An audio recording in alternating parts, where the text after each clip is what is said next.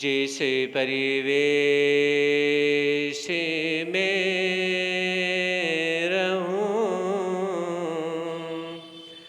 नमो अरिहंत नमो अरिहंत नमो अरिहंत कहूँ। जिस शान से जिस नाम से जिस जान में रहूं। नमो अरिहंत नमो अरिहंत नमो अरिहंत कहूँ। जिस प्यारे से जिस ख्वारे से जिस संसार में रहूं। नमो अरिहंत नमो अरिहंत नमो अरिहंत कहूँ। जिस ध्यान से जिस सम्मान से जिस जहान में रहूं। नमो अरिहंत नमो अरिहंत नमो अरिहंत कहूँ।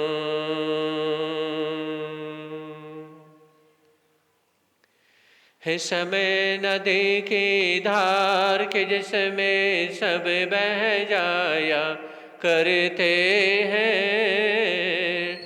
है समय बड़ा तूफान प्रबल पर्वत झुक जाया करते हैं। अक्सर दुनिया के लोग समय में चक्कर खाया करते हैं। लेकिन कुछ ऐसे होते जो इतिहास बनाया करते हैं। इतिहास बनाया करते हैं।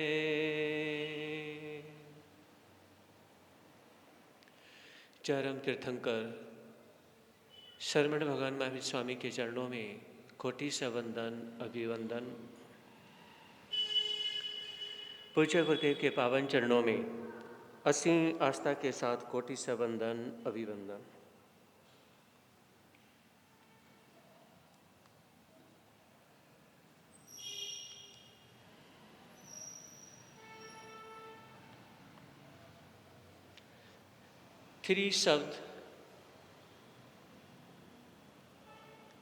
थ्री वर्ड्स हैं, 3 शब्द हैं, उनके संबंध में आप लोग सुनेंगे।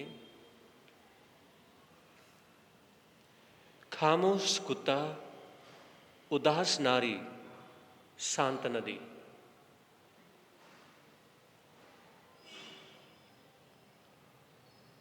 ये तीनों ही खतरनाक तब हो जाते हैं जब कुत्ता खामोश हो जाता है,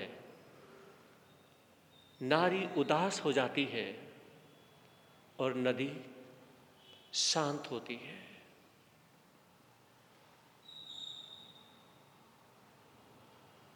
कुत्ता जितना खामोश होता है उतना उससे बचना मुश्किल होता है, क्योंकि हमें उस पर विश्वास होता है कि ये खामोश है, काटेगा नहीं। जब ये भौंक ही नहीं रहा है तो हम आराम से उसके पास से निकलने की कोशिश करते हैं। और खामोश कुत्ता ही चुपके से आराम से आता है और हमें काट लेता है। ये कहते हैं जो गरजते हैं वो बरसते नहीं।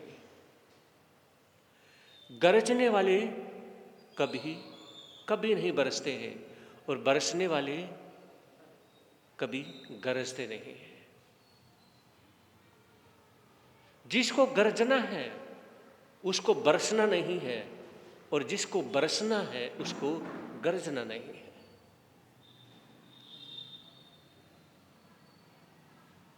तो ऐसे ही जब कुत्ते भौंकते हैं तो इंसान अपने आप को बचाने की कोशिश करता है। कोई कंकर उठाता है, कोई डंडा उठाता है और अब बचाव बचाव करते हुए वहाँ से निकलने की कोशिश करता है। भौंकते हुए कुत्ते से अपने आप को बचाना आसान है, लेकिन खामोश कुत्ते से बचाना या उससे बचना बहुत ज़्यादा मुश्किल है, बल्कि उससे हम बच ही नहीं सकते हैं। तो इसलिए कहा जाता है कि हमारी लाइफ के अंदर खामोश कुत्ता जो है वो बहुत बहुत ही खतरनाक होता है। धर्म प्रेमी बंधुओं,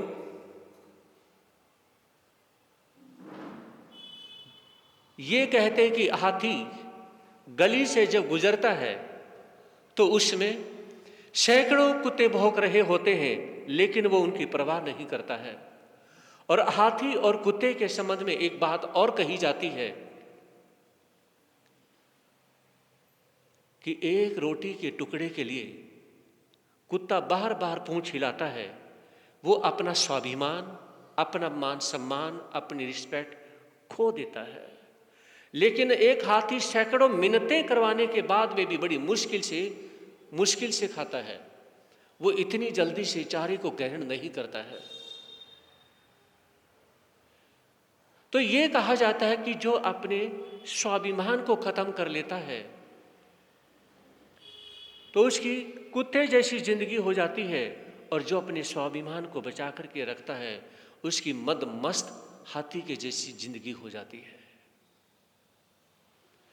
अगर हाथी की तरह मदमस्त अपनी जिंदगी जीना चाहते हैं तो हमें अपने स्वाभिमान को बचा करके रखने की आवश्यकता है, अपने वजूद को बना करके रखने की आवश्यकता है।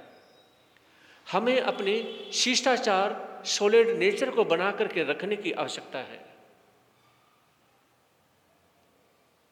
जैसे कहावत आती है, हाथी के दांत खाने के और दिखाने के और।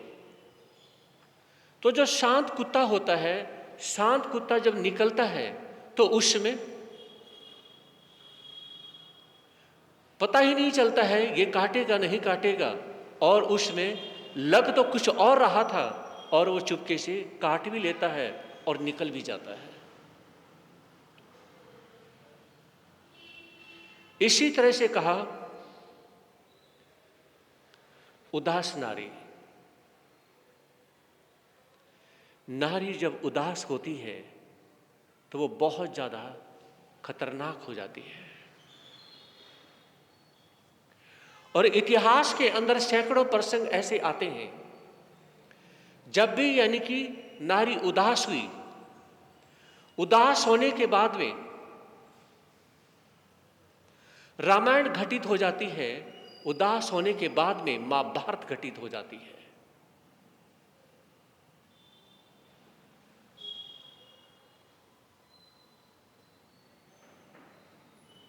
और इतने सारे जो युद्ध हुए हैं, सैकड़ों हजारों जो युद्ध हुए हैं,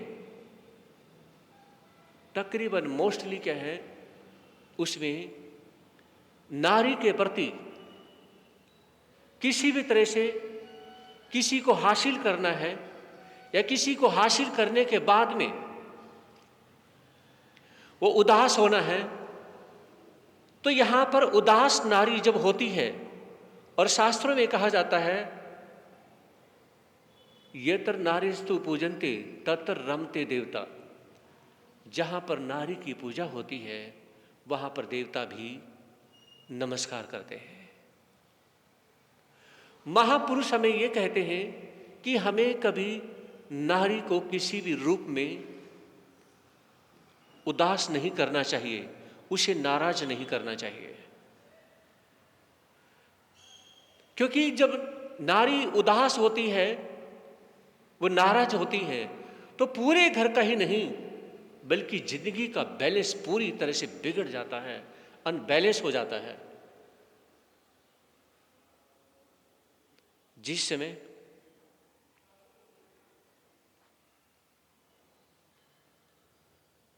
महाभारत में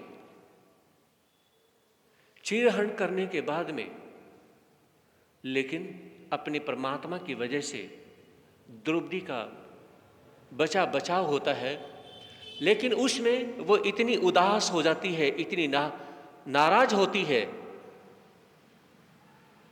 कि भीम, अर्जुन और पांचों भाइयों को कह देती है कि अब मेरा खाना पीना हराम है। मैं जिसको यानी कि अपनी आंखों के सामने देखना चाहती हूं, उस यानी कि अश्वत्थामा को जब तक उसके साथ बदला नहीं ले लेती हूं, मुझे 1 मिनट का भी चैन नहीं पड़ेगा। ये कहते हैं कि और कोई छोड़ सकता है, लेकिन राजा, अग्नि और नारी ये कभी भी कहें जल्दी से माफ करना पसंद नहीं करते हैं।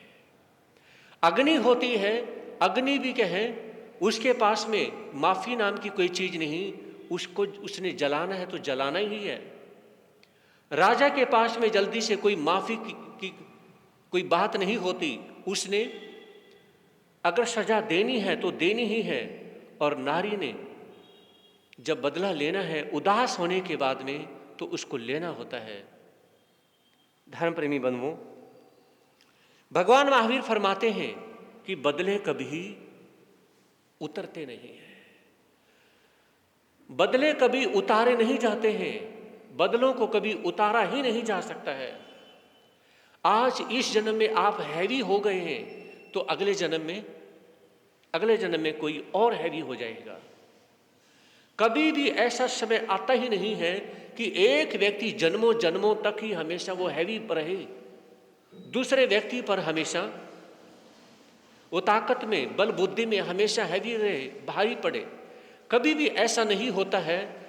तो कहा जाता है आज इसका समय है, कल उसका है, परसों किसी और का है। ये समय तो हमेशा चेंज होता ही रहता है। फिर बात आती है शांत नदी की। शांत नदी, जहां से नदी जितनी शांत होती है वहां से वो उतनी ही गहरी होती है। जहां आवाज आती है वहां पानी का तेज बहाव हो सकता है, लेकिन वहां पर नदी गहरी नहीं होती। और पर जहां पर नदी शांत होगी तो वहां पर नीचे भौर भी बन जाती है, और इंसान के डूबने का खतरा वही होता है जहां पर नदी शांत है। तो ये कहा जाता है कि इंसान के डूबने का खतरा वहां पर है जहां नदी शांत है, और इंसान के मरने का माहौल वहां पे है जहां नारी उदास है। इंसान के मरने का माहौल कहां पे बनता है? जब नारी उदास होती है। और इंसान के डूबने का माहौल समय कब होता है? जब नदी शांत होती है।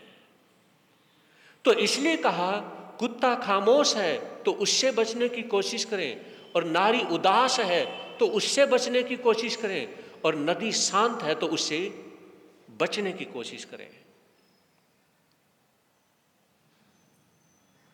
क्योंकि ये तीनों ही ऐसी चीजें हैं जब साथ देने पे आती हैं तो सारी दुनिया एक तरफ, लेकिन ये एक तरफ साथ देती हैं तो साथ देने पे आ जाती हैं।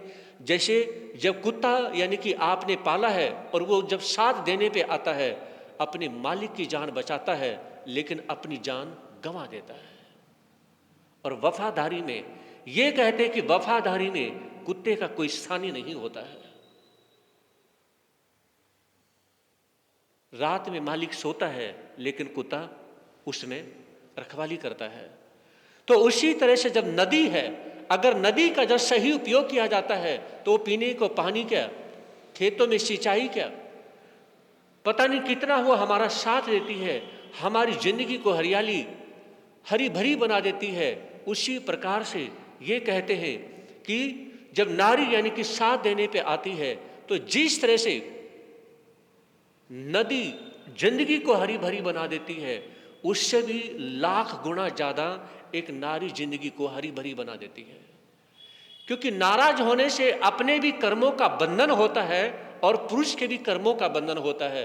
लेकिन जब नारी साथ देने पे आती है, अपने ही नहीं इंसान के भी, पुरुष के भी कर्म काट देती है। जैसे मैना सुंदरी जब साथ देने पे आई और अपने पति के प्रति जब समर्पित हुई, तो किस प्रकार से कहें, किस प्रकार से अपने पति के लिए कितना करती हैं कि वो कोड ठीक कर देती हैं। ये कहते हैं, कच्चे सूत के धागे में ताकत नहीं, उसमें जो मोह छुपा हुआ है उसमें ताकत है। इसलिए मोह को ही मोक्ष कहते हैं, और मोक्ष अगर पाना है तो मोह को छोड़ना ही होता है। धर्म प्रेमी बंधुओं, आगे कहा,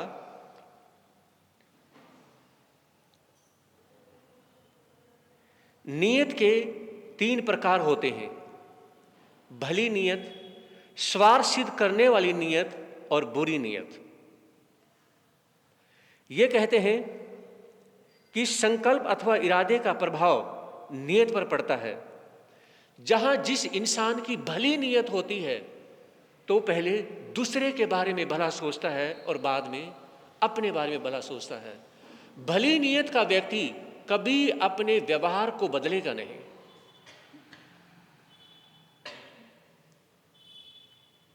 पहले हम क्या बोलते थे, जो यहाँ पर जो बुजुर्ग बैठे हैं, फौजी साहब बैठे हैं और सुरेश जी, जब आप छोटे थे 20-30 साल पहले, उसमें अंधे को अंधा बोल दिया करते, है ना। पहले के समय में, आज के समय में कम बोला जाता है, और अंधे के अंधा, काणे को काना, लंगड़े को लंगड़ा बोल दिया करते हैं, है ना। लेकिन अब देखिए आज के समय में क्या है, जैसे कि भाषा फिर सुधरती गई कि बड़े बुजुर्ग कहने लगे, बेटा अंधे को अंधा नहीं बोलना चाहिए और काणे को काना नहीं बोलना चाहिए। तो उसमें यानी कि सुधरते गए, और सुधरते सुधरते क्या है, फिर अंधे को अंधा नहीं, उसमें बोला कि नेत्रहीन है, उसमें उसे नेत्रहीन बोला जाने लगा। फिर संतों की वाणी सुनने को मिली तो संतों ने कहा कि नेत्रहीन कभी नहीं बोलना चाहिए। लेकिन लोग हैं कि एक प्रकार से क्या है, अपने हिसाब से बोलते चले जाते हैं। फिर उन्होंने क्या है, नेत्रहीन नहीं, फिर उसको कहा कि ये तो सूरदास है। ये क्या है, पहले अंधे को अंधा बोलते थे कि अरे वो अंधे सुन मेरी बात सुन, अरे अबे लंगड़े तू कहाँ जा रहा है ना, ऐसे बोल दिया करते। लेकिन उसके बाद में क्या है, अंधे को अंधा नहीं, फिर उसे नेत्रहीन बोला जाने लगा। उसके बाद में उसको सूरदास बोला जाने लगा, और उसके बाद में उसे विकलांग बोला जाने लगा। और विकलांग यानी तो अभी क्या है, सूरदास तो अभी भी बोलते हैं, सूरदास और विकलांग तो अभी भी जगह बोलते हैं। लेकिन आज के समय क्या है, एक वर्ड बोला जाता है और ये कहा जाता है दिव्यांग। क्या बोलते हैं, दिव्यांग बोलते हैं। किसी में भी किसी भी प्रकार का कोई इफेक्ट है तो वहां पर क्या है, और कुछ ना बोल करके आप एक ही शब्द बोल ले, दिव्यांग। कितना सुंदर लगता है बोलने में। हर कोई व्यक्ति ये चाहता है कि मैं जैसा हूं वैसा मुझे नहीं, लेकिन याद रखें, जो जैसा व्यक्ति है अगर आप उसको वैसा ही बोलना चाहते हैं तो उसी व्यक्ति को बोलें जो आपका क्लोजअप है। हाँ जी, समझ रहे हैं। लेकिन वो भी उसके बॉडी पार्ट से रिलेटेड नहीं, काने को काना नहीं, लंगड़े को लंगड़ा नहीं। आप उसमें कोई कमी देखते हैं, आप उसे अकेले में लेकर के जाएं। आप उसके क्लोजअप हैं, आप बेस्ट फ्रेंड हैं, भाई हैं, बहन हैं, तो आप इसमें सुधार करें। समझ रहे हैं? तो वहां पर क्या है, उससे बोले। लेकिन वहां पर जो नाराजगी वाली बात आती है वो 100% गलत हो जाती है। कभी भी नाराजगी वाला जो वर्ड है कभी जिंदगी में मत आने दो। और अपना तो 100% एक प्रयास है लाइफ टाइम के लिए कि नाराजगी का जो वर्ड है ना, वो कभी दिमाग में आने ही नहीं देना है। जहां पर नहीं बनती है तो रास्ता चेंज कर लो, लेकिन नाराज मत हो। समझ रही मेरी बात को? कभी भी ना तो आप नाराज होने दो और ना आप नाराज किसी से हो। तो यहां पर मैं ये बात कहना चाहूंगा, भली नीयत जहां पर व्यक्ति की होती है, ये कहते हैं न सूरत बुरी है न सीरत बुरी है, न सूरत बुरी है न सीरत बुरी है, बुरा है वही जिसकी नीयत बुरी है। तो हमें अपनी क्या है, कभी नीयत को बुरी नहीं होने देना चाहिए। और अनेकों महापुरुषों की बात आती है, जैसे चाणक्य नीति,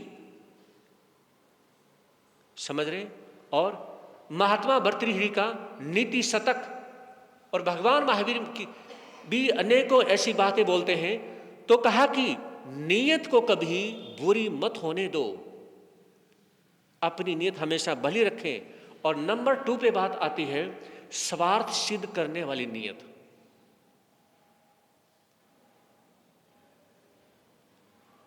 पत्नी के बार बार टोकने पर, बार बार कहने पर, यहां तक कि पत्नी के बार बार परेशान करने पर उसे टोकती रहती और बहुत ज्यादा रॉन्ग कमेंट्स करती रहती। किसकी पत्नी? सुदामा की पत्नी। जब बार बार वो टोकती ना, आप ये कहते हैं कि वो मेरा बेस्ट फ्रेंड है। कौन? आपके बचपन के दोस्त श्री कृष्ण। तो आप उनके पास जाते क्यों नहीं? पत्नी के बार बार बोलने पर तो उसमें क्या है, सुदामा को जाना पड़ता है। और ये कहते हैं कि अगर नारी जो है थोड़ा सा अपनी जुबान पे अगर कंट्रोल करे तो माहौल बहुत ज़्यादा सुंदर बन सकता है। क्योंकि नारी की वाणी पर, उसके बोल पर ही यानी कि माहौल सबसे ज़्यादा खराब होता है। तो उसमें सुदामा को बुरा तो बहुत लगता है, लेकिन क्या करें, रहना तो इसी के साथ में ही है। बार बार कहने और टोकने पर क्या है, वो चले जाते हैं। लेकिन फिर भी अपने मित्र को बिल्कुल भी नहीं कहते हैं कि मैं गरीब हूं, परेशान हूं, है ना। लेकिन इसमें यहां पर समझिए, इतना कहने के बावजूद भी पत्नी के सुदामा नहीं कहते हैं, और मित्र जो अच्छा होगा वो आपके बिना कहे समझ जाएगा। तो उसमें श्री कृष्ण समझ जाते हैं और अपने मित्र की हेल्प करते हैं। समझ रही मेरी बात को? आप यानी कि अपने मित्र को फोर्स करें कि आप मुझे नहीं बताएंगे तो किसको बताएंगे। और मैं एक बात कहता हूं, एक व्यक्ति शेयर करने के लायक अपनी लाइफ में जरूर रखो। एक व्यक्ति ऐसा जरूर होना चाहिए जिसके आगे आप हंस भी लें, रो भी लें, अपनी बात शेयर भी कर लें। लेकिन अच्छे मित्र वही होते हैं जो बिना कहे सारी बात समझ जाते हैं। तो ये कहा कि स्वार्थ सिद्ध करने वाली जो नीयत है, नंबर 2, ऐसी नीयत हमारी कभी नहीं होनी चाहिए कि हम अपने स्वार्थ को पूरा करें। ऐसी नीयत अगर आती है तो वो गलत होती है। हाँ, आप किसी से फ्रेंडशिप करें, आप कहें, अगर वो बार बार उसका पूछना होता है तो आप उसे बताएं। समझ रहे? आप उसे बताएं कि हाँ, मैं इस वजह से परेशान हूं, और आपकी समस्या का समाधान अवश्य ही होगा। फिर नंबर 3 आती है जो कि यानी कि बुरी नीयत। बुरी नीयत जो वाला जो व्यक्ति है वो आपसे हमेशा कुछ न कुछ चाहना करेगा। एग्जाम्पल, वो आपसे गलत काम नहीं करवाता है, लेकिन बुरी नीयत वाले जो व्यक्ति, ये कहा जाता है कि वो पहले स्टार्टिंग कोई ना कोई यानी कि कोई डिमांड, कभी कुछ क्या है, करते करते क्या है। तो महापुरुष ये कहते हैं कि एक व्यक्ति आप उसे देना चाहते हैं, कोई गिफ्ट देना चाहते हैं, कभी कुछ देना चाहते हैं, लेकिन वो व्यक्ति कहता है कि मुझे आपसे कुछ नहीं चाहिए। समझ रहे? मुझे आपसे कुछ नहीं चाहिए। और मैं कहना चाहूंगा, आज वो दोस्ती पहले वाली नहीं है, इसलिए ये गिफ्ट लेना और गिफ्ट देना बंद कर दो। मेरी बात समझ आ रही है? ये गिफ्ट लेना और देना बंद कर दो, क्योंकि बहुत कम ऐसे व्यक्ति हैं, हाँ गिफ्ट आप ले भी लो और दे भी दो, कोई टेंशन नहीं है, लेकिन फिर वैसी फ्रेंडशिप, वैसी मित्रता, बिना स्वार्थ सिद्ध करने वाली नियत, भली नियत अगर कहीं हो तो कोई टेंशन नहीं है। मेरी बात समझ आ रही है? फिर कोई टेंशन नहीं है। एक ने यानी कि गिफ्ट दे दिया और सामने वाले का हाथ टाइट है, वो दे नहीं सकता, और फिर वो कहे कि देखिए मैं आपके साथ हूं, आपको कोई जरूरत है तो भी मैं आपको आपको दूंगा। तो ऐसी अगर मित्रता है, ऐसी फ्रेंडशिप है, भगवान श्री कृष्ण और सुदामा जैसी फ्रेंडशिप है, तो कोई टेंशन नहीं है। और दूसरा यानी कि एक व्यक्ति, एक का हाथ टाइट है और दूसरा कहे कि आपने मेरे बर्थडे पे मुझे कुछ दिया ही नहीं। अगर ऐसी ही नियत है, ऐसी फ्रेंडशिप है, तो फिर तो उससे हाथ जोड़ लो, उससे तौबा कर लो। समझ रही मेरी बात को? अगर एक नहीं दे पा रहा है, कई बार क्या होता है कि व्यक्ति के पास में देने के लिए खुला पैसा है, लेकिन उसके घर की सिचुएशन ऐसी है, उसके घर की पोजीशन ऐसी है, उसके घर का माहौल ऐसा है कि वो नहीं दे सकता है। तो उसे मजबूर क्यों किया जाए? तो आप उसे दो ही मत। जब आप उस पता ही चल गया है कि उसके घर का माहौल कैसा है, तो आप कहें उसे परेशान करिए मत।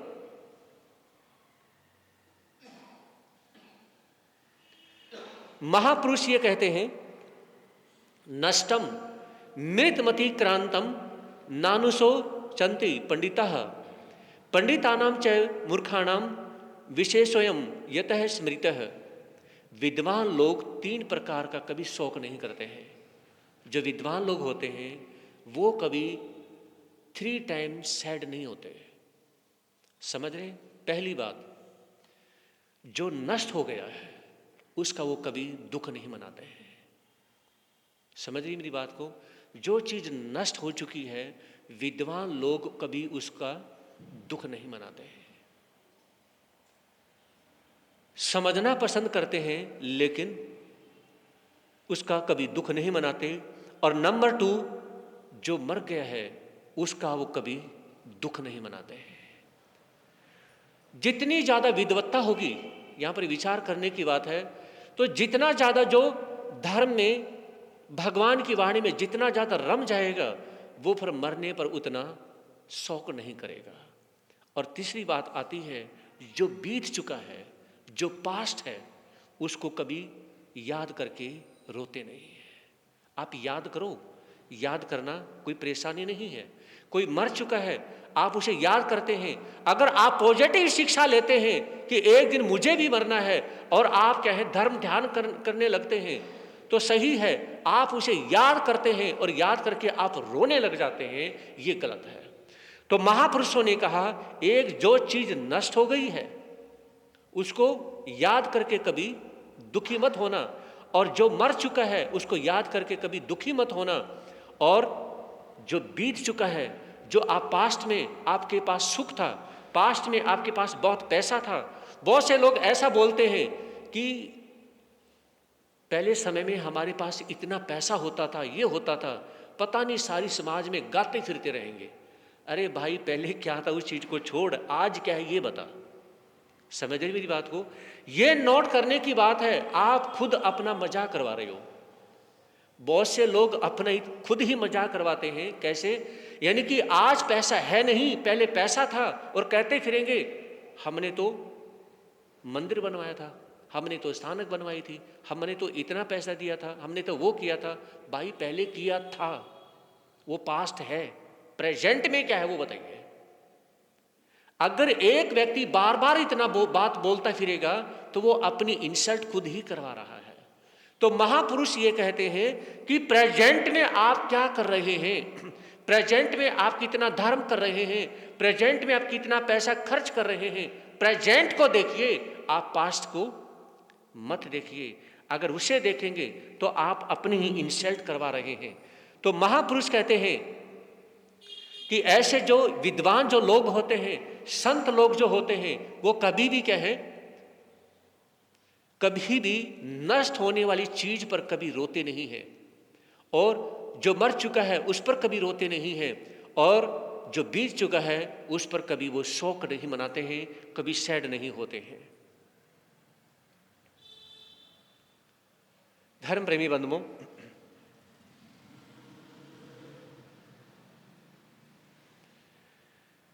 दिवाली के बाद में मेरा कहने का भाव रहेगा आप लोगों से, कहा था एक बार आंसुओं के संबंध में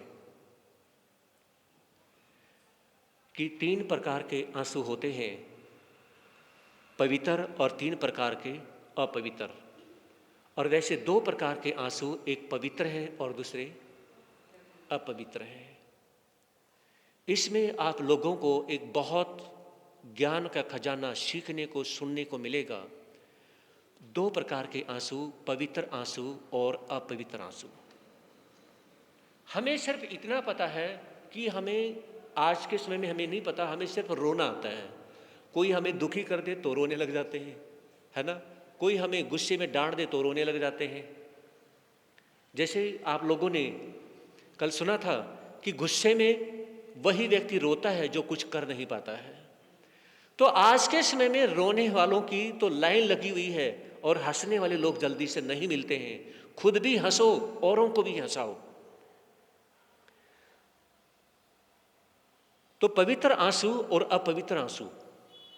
पवित्र आंसू आज के समय में क्या है, बहुत कम देखने को मिलते हैं।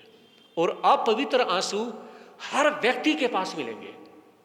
आज के समय में एक भी ऐसा व्यक्ति नहीं जिसके पास में अपवित्र आंसू। पवित्र आंसू कितने प्रकार के हैं?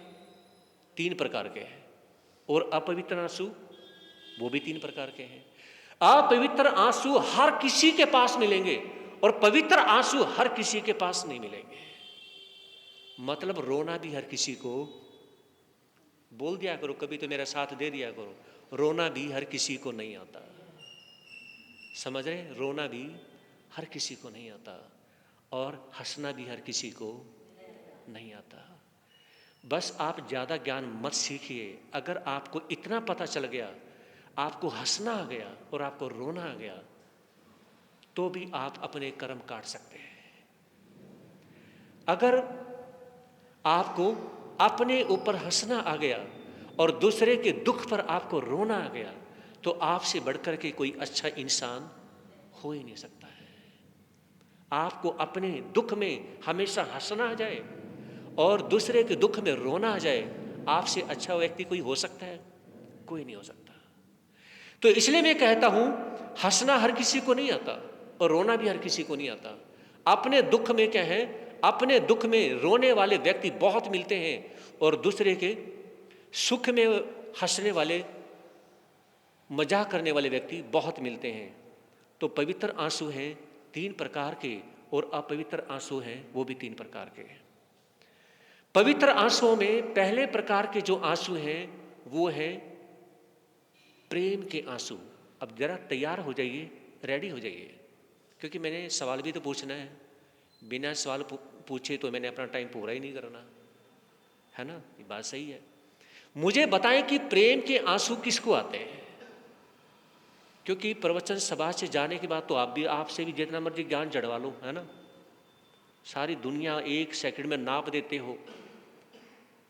इंडिया से अमेरिका कब पहुंच जाते हो, अमेरिका से इंडिया कब आ जाते हो, कुछ नहीं पता चलता। आप सारे ज्ञान शास्त्र नाप देते हो जब यहाँ से बाहर चले जाते हो। बस एक बार गली में पैर रखने की ज़रूरत है, सारा ज्ञान आपके पैरों के नीचे आ जाता है। समझ रहे? फिर आपसे बढ़कर के कोई भगवान भी नहीं है दूसरा। अब मुझे ये बताएं कि प्रेम के आंसू किसको आते हैं? पिता को आते हैं, माँ को आते हैं, भाई बहन को आते हैं, दोस्त फ्रेंड को आते हैं, किसको आते हैं? इसमें देखता हूं कौन जीतता है कौन हारता है। बोले सुरेश।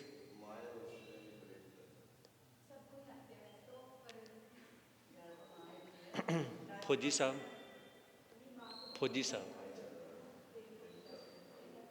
प्रेम के आंसू।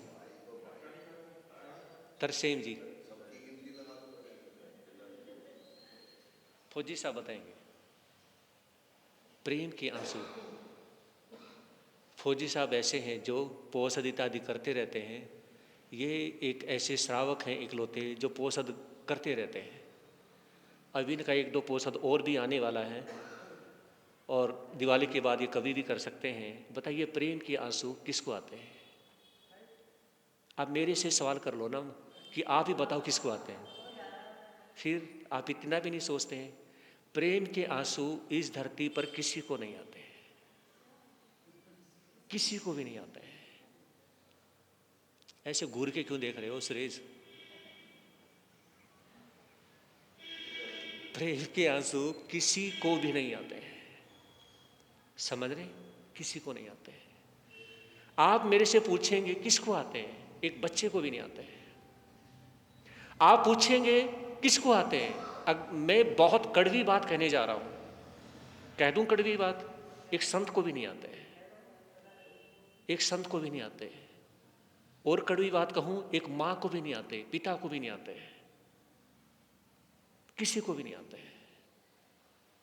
अब आपके दिमाग में कोई सवाल पैदा हुआ नहीं, फिर ये प्रेम के आंसू के ये वर्ड कहां से आया?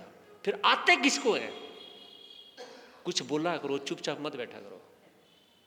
हाँ जी तरसेम जी, ये हमारे ऐसे श्रावक हैं, डेली आते हैं, एक आध दिन छोड़ करके डेली आते हैं और मेरे से बहुत सने करते हैं। प्रेम के आंसू,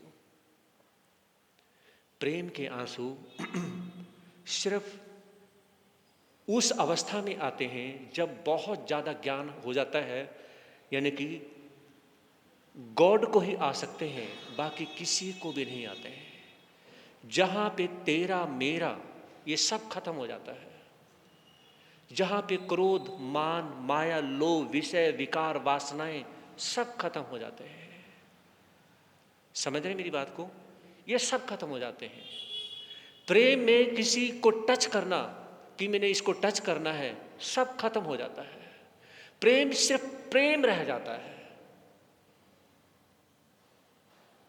प्रेम के आंसू अगर उस आते हैं, उस समय आते हैं, एक मीरा को आ सकते हैं जिसने अपना सब कुछ छोड़ दिया है। राधा को आ सकते हैं, मीरा को आ सकते हैं, सबरी को आ सकते हैं, या भगवान को आ सकते हैं, चंदन बाला को आ सकते हैं, मैना सुंदरी जैसी। बोला करो ना, चुपचाप ना बैठा करो, बहुत बुरा लगता है जब आप चुपचाप बैठे रहते हो। मैना सुंदरी जैसी ऐसी पत्नी को आ सकते हैं, जो यानी कि हर चीज लेवल से बहुत ऊंचे उठ गए हैं, जो ये आम जिंदगी है ना, इसको छोड़ दिया है, दुनियादारी को छोड़ दिया है, मतलब ओवरऑल सब कुछ छोड़ दिया है, सब कुछ खत्म कर दिया है, जो सिर्फ गॉड के लिए जी रहे हैं। और उनके जीने में भी कोई स्वार्थ नहीं है, चाहे कितना भी दुख आए, जितना मर्जी दुख आए, उस समय भी कहें कोई चाहना नहीं है, प्रभु जरा सा सुख तो दे दो, जो सुख मांगते ही नहीं है। जैसे द्रौपदी को कर्मयोगी श्री कृष्ण ने कहा, बुआ जी सभी ने कुछ न कुछ मेरे से मांगा है, क्या आप मुझे कुछ देंगी? कुछ मेरे से मांगना चाहो तो मांग सकती हैं। तो उसमें कुंती ने कहा श्री कृष्ण को, मैं आपसे मांगना ही कुछ नहीं चाहती, मुझे तो आपसे चाहिए ही कुछ भी नहीं। आप चाहे गॉड हैं, आप चाहे कुछ भी है, मुझे आपसे कुछ नहीं चाहिए, कुछ तो मांगो। अगर आप देना ही चाहते हैं ना, तो मुझे जिंदगी भर का दुख दे दो। क्यों? क्योंकि मैं भगवान को याद करना चाहती हूं, मैं भगवान से कुछ पाना नहीं चाहती, उसे सिर्फ याद करना चाहती हूं। जहां पर ऐसा नेचर हो जाए कि कुंती ये कहे श्री कृष्ण को कि मैं सिर्फ दुख चाहती हूं, तो वहां पर प्रेम के आंसू, बोलते क्यों नहीं, वहां प्रेम के आंसू आते हैं। जहां चंदन बाला अपने भगवान महावीर के लिए इसलिए रोती है, हाथों में हथकड़ियां हैं और उड़द के बाकुली वो देना चाहती है, और भगवान महावीर लौट जाते हैं, उसमें चंदन बाला रोना शुरू करती है कि मैं तो आहार पानी देने के लायक भी नहीं हूं। वो ये नहीं चाहती कि मेरी हाथों की हथकड़ियां टूट जाए, मेरी पैरों की बेड़ियां टूट जाए, नहीं चाहती वो अपने लिए।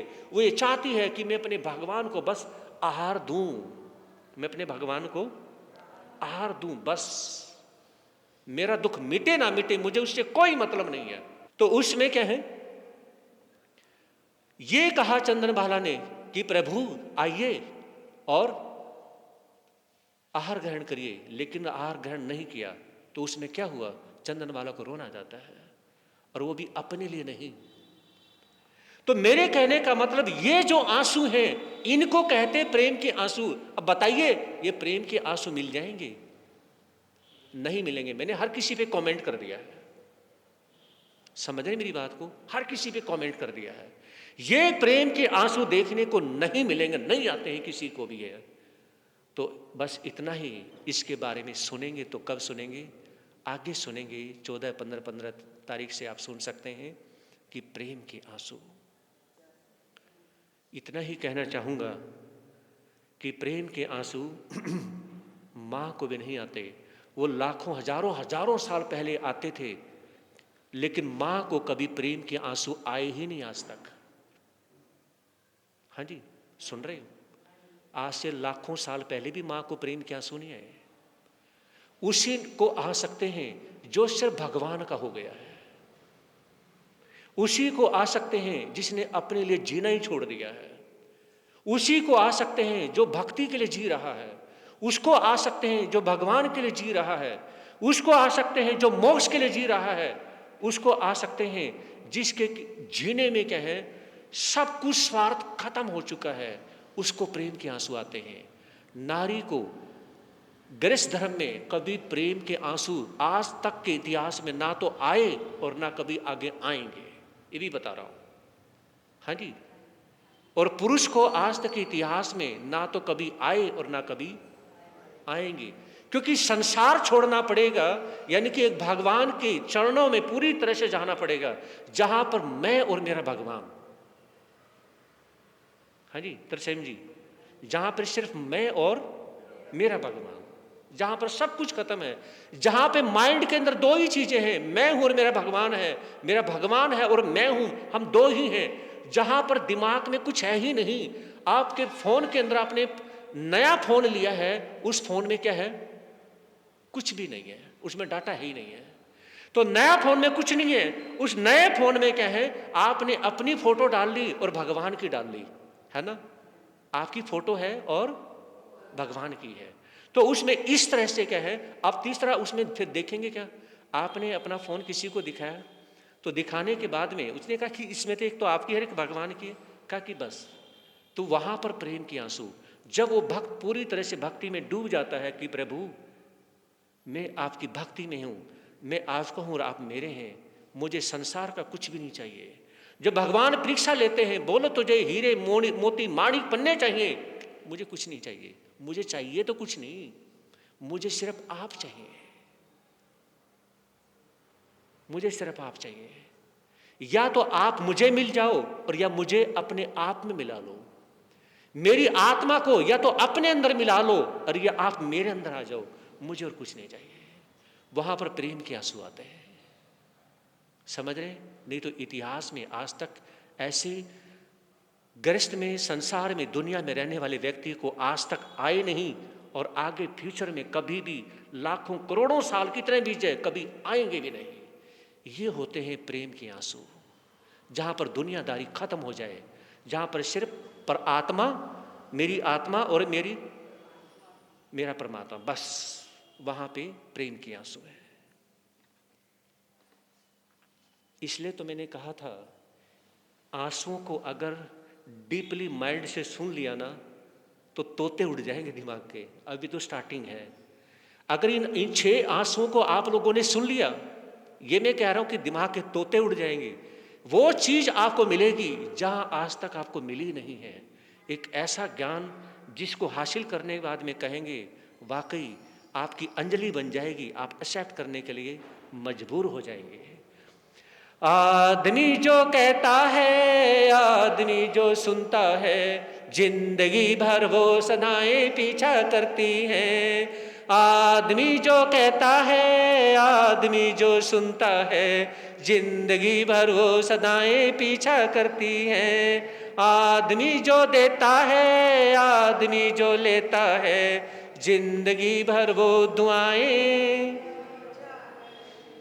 पीछा करती हैं। कल से आज 10 तारीख है और कल 11, 12 और 13 तारीख, 3 दिन अपना गुरुदेव की आज्ञा से मेरे जो इष्ट हैं, मेरे जो परमात्मा हैं, जिनकी आज्ञा में मेरे 24 आवर्स 365 डेज गुजरते हैं, उनकी आज्ञा से 3 दिन के लिए आपके ही ऊपर जो कमरा है, वहाँ पर पूरी तरह से कोई खाना नहीं, पीना नहीं, पूरी तरह से बैन। और कई आकर पूछते हैं कि आप छोटे महाराज से तो मिलेंगे। 3 दिन 1 सेकंड क्या, एक झलक भी देखने को कुछ नहीं, सिर्फ वही परमात्मा में और आत्मा से एक मिलने का एक भाव, बस ये है और कुछ भी नहीं। कोई चाहना नहीं, कोई किसी तरह का कुछ लेना नहीं, कुछ देना नहीं। अगर छोड़ना ही है तो अपने आप की कोई बुराई वो छोड़ने का, सिर्फ उसी में, किसी के प्रति कुछ भी नहीं, ना किसी से द्वेष, ना किसी से प्यार। 3 दिन में अपना किसी के साथ कुछ भी नहीं, ओनली जीरो। जैसे कभी आपकी कॉपी पर किसी सर ने, मैम ने जीरो लिखी होगी जब क्वेश्चन नहीं आया होगा, तो सिर्फ अपने आप को जीरो बना करके और अंदर जाना और जीरो बना करके अंदर आना, फालतू के विचार कुछ नहीं। और 14 तारीख को सवेरे लगभग 6:45 बजे के आसपास, 7 बजे से पहले आपके इसी प्रांगण में